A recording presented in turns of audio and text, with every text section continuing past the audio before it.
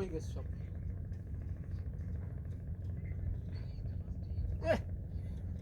এখন যে মানে ওরে বাবা কত দূর পর্যন্ত উঠছে। গ্যাস লাইন তো আছে, গ্যাস আছে, বিদ্যুৎ আছে। হ্যাঁ এখানে ই আছে না, ইমার্জেন্সি ওই যে কোনো প্লান্ট না থাকে, ইমার্জেন্সি জেনারেটর আছে না, মানে কারেন্টে চালা যাচ্ছে, কারেন্ট গেলে ইমার্জেন্সি জেনারেটর চলবে। উজু করে সবাই রেডি হোক।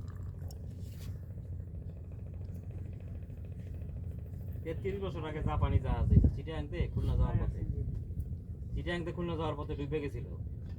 আবহাওয়া খারাপ ছিল, তারপর ধাক্কাও লাগছিল আরেকটা ভেসেল। এই 33 বছর পর ওই এলাকায় এটি আর পাওয়া যাইতেছে।